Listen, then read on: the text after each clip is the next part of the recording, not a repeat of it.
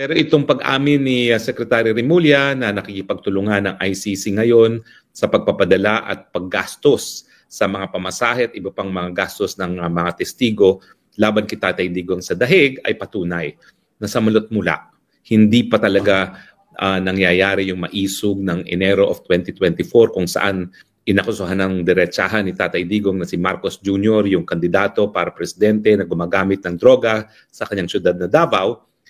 Talagang nagkaroon na ng desisyon ang Marcos Jr. na makipagtulungan sa ICC dahil nga gusto nilang matanggal ang mga Duterte. Nakakainis nga dahil naalala ko nung July nga, nagpatawag pa ng meeting yan, kasama pa ako sa meeting at kunwari, tinanggap niya yung aking opinion na hindi dapat makipagtulungan, labag yan sa soberenya, labag yan sa saligang batas. Bakit po labag sa saligang batas? Kasi nakasaad doon na judicial power sa ating saligang batas vests only in one Supreme Court and all other courts that may be created by law. So ang tanging may kapangyarihan para maglitis sa mga kaso sa mga di umanong krimen na nangyari sa Pilipinas ay tanging Korte Suprema at mga mababang mga mahistrado, mababang mga korte na binuo ng batas ng Kongreso. No? Hindi po dyan kasama ang ICC. Kaya lang po nagkaroon ng jurisdiction ng ICC, ito po yung tinatawag nating theory of auto-limitation. Na kapag tayo mismo ang nagdesisyon na limitahan ang ating soberenya at pumayag na ang mga dayuhan ang maglitis ng mga kasong yan. Sa katunayan po, kapag nagkakaroon ng agawan ng teritoryo, ang mananalo sa pag-agawan ng teritoryo ay yung batas na pinakamalakas na ebidensya na sila talaga ay umaaktong soberenya. At sa isang desisyon ng ICJ, no, sa panig ng kaso sa panig ng England at saka ng France, ang sabi ng ICJ, yung World Court, ang pinakamalakas at pinaka-persuasive na ebidensya na mas malakas ang soberenya mo ay yung paglilitis ng mga kaso. Kasi yung pag-exercise ng judicial jurisdiction ay isa sa pinakamalakas na ebidensya ng pagiging soberenya. So, mabalik tayo dun sa sinabi nga ni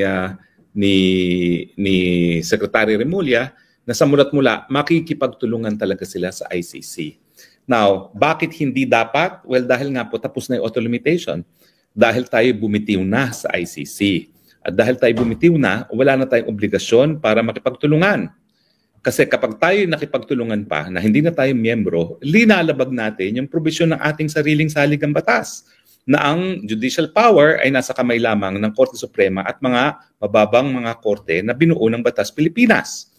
At tingin ko, itong kooperasyon na in-extend nila sa ICC ay labag na doon sa saligang batas na yan. Nagkakaroon na po tayo ng willful violation and serious violation of the Constitution. Ang problema po, ang palagi nagsasalita, si Secretary Remulla at ibang sinasabi ng Presidente. Bakit? Kasi iniiwasan nilang impeachment. Dahil kapag binigkas at nanggaling sa sariling bibig ni Marcos Jr. na nakikipagtulungan tayo sa ICC, yan po ay basehan na para sa impeachment. Culpable violation of the Constitution kasi talagang napakalaking dagok po yan sa soberenya kung siya ay makikipagtulungan sa isang dayuhan, banyagang hukuman na wala ng dahilan.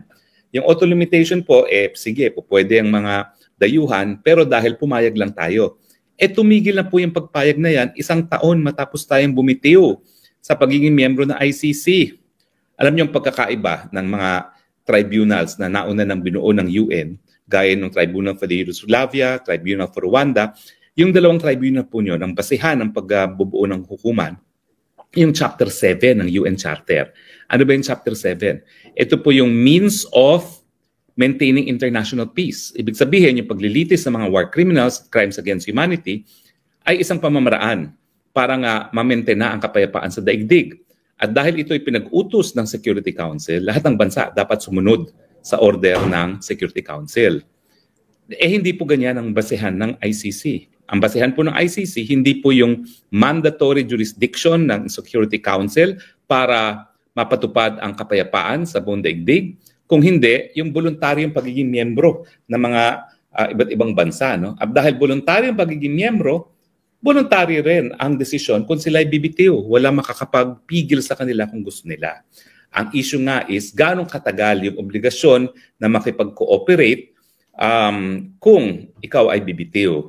Well, dyan po papasok yung, yung isang desisyon ng World Court tungkol sa Amerika nung dinimanda sila ng Nicaragua dahil pinapatumba ng gobyerno ng Amerika under President Reagan yung gobyerno ng Nicaragua. Ang sabi ng Korte Suprema, hindi ka po pwedeng completely bumitiw sa isang tratado na ura-urada. Kinakailangan merong palugit na 1 taon.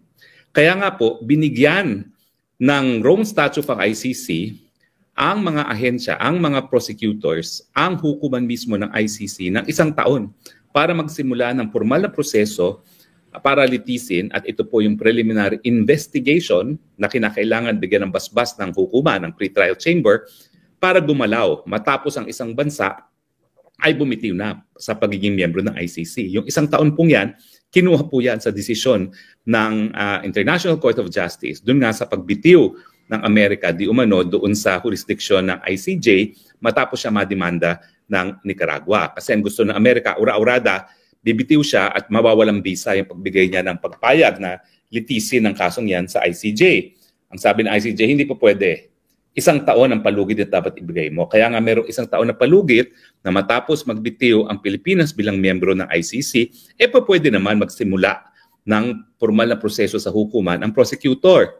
Pero natulog nga po sa kangkuhan yung prosecutor at nawala na siya ng jurisdiction matapos sumipa ang 2nd taon matapos na bumitiw na ang Pilipinas. Kasi kung pagpipilitan na itong obligasyon na ito ay forever, abay, hindi po ba katarungan naman yan sa mga bansa dahil hindi po mandatory ang kooperasyon sa hukuman. Hindi gaya po yan ng Tribunal for Yugoslavia at Tribunal for Rwanda nang bumuo ay ang UN Security Council. Kapag ang bumuo ay UN Security Council sa ilalim ng Chapter 7 ng UN Charter na tinatawag or Means of Maintaining International Peace, mandatory po yan sa lahat ng bansa na sumunod sa mga utos at i-recognize ang jurisdiction ng tribunal. Pero pag voluntaryong tratado po naging basehan sa pagsisimula at pagbubuo ng hukuman, meron pong karapatan na bumitiw ang mga bansa sa kanilang pagiging miyembro. At yan nga po ang ginawa na ng Pilipinas. Now, so yan po ang dahilan kaya hindi nanggagaling sa bibig ni Presidente BBM ang pagtutulungan sa ICC, palagi nanggagaling kay Boying Remulla. At kung titignan nyo, consistent si Boying Remulla. Alam nyo, ang danger sa ginagawa ngayon ng Pilipinas, talagang ginigiit talaga nila si Presidente Duterte. Bakit? Kasi nga, yung ating basehan na sinasabing walang jurisdiction, ay wala nang jurisdiction ang hukuman dahil sinimulan nga ang preliminary investigation sa 2nd taon matapos tayo magbitiw. Pero itong unang-una, pag voluntaryong surrender ng Pilipinas sa pagkatao ni Tatay Digong, ni wala pang ang hinihinging kooperasyon, binigay na kaagad ang pagkatao ni Tatay Digong sa pamamagitan ng kidnapping, na hindi dumaan sa proseso ng Rome Statute, Article 59, na dapat hinarap muna siya sa lokal na hukuman sa Pilipinas, nang sa ganon, maprotektahan ang karapatang pantao ni Tatay Digong at marespeto ang soberenya ng Pilipinas, no, para malaman nga kung mayroon pang dahilan na i-extradite yung si Tatay Digong sa ICC. At syempre, dapat sagutin ng lokal na hukuman kung mayroon pang jurisdiction ang ICC, no, sa kaso ni Tatay Digong, dahil hindi yan nasunod, illegal nga yung kanyang pagdadala sa dahig. Kaya nga tinatawag natin yung extraordinary rendition or kidnapping. Ang problema lang sa term ng kidnapping, sa ating batas Pilipinas, yan ay gawain lamang ng mga pribadong individual.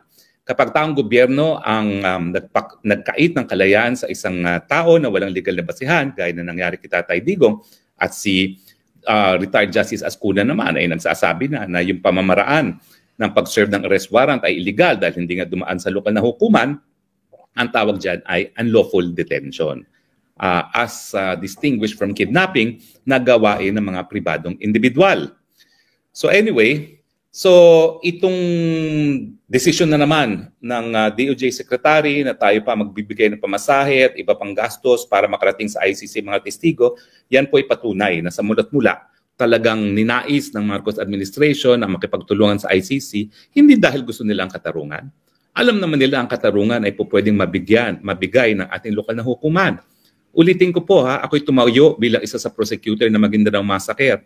58 murders. And yet, dito sa kaso ni Tatay Digong, sinasabi nila 43 victims. Bakit kailangan dalhin sa ICC? Samantalang ang ICC naman is a court of last resort. Dapat sila'y gumalaw lamang kapag ang lokal na hukuman ay hindi makagalaw dahil merong impunity suit, impunity or merong immunity laban sa nasasakdal o di naman kaya walang gobyernong gumagana. Na hindi naman po ang kaso pagdating sa ating mga korte. In fact, buhay na buhay ang ating korte. We have one of the most active courts, one of the most developed court system in the whole world. Mantakin mo, pagdating sa pangangalaga sa karapatang pantao, meron tayong writ of habeas corpus, meron tayong writ of amparo, meron tayong writ of habeas data. Lahat po yan ay intended para maging special protection sa pangangalaga ng karapatang mabuhay. At hindi naman po lahat ng hukuman sa daigdig ay merong ganyang mga special writs na binuo para pangalagaan ng karapatang mabuhay. Nagpapatunay na buhay ang ating hukuman at kayang-kaya ng hukuman natin na magpataw ng katarungan sa mga biktima. So ulitin ko po hindi sa sinasabi natin na wala ng kaso si Tatay Digong. Pero gaya ng sinasabi niya, kung merong kaso, respetuhin natin ang pagiging soberenya ng Pilipinas. Dapat sa Pilipinas sinasampayan at madesisyonan ng mga piskal Pilipino at ng mga mahistradong Pilipino.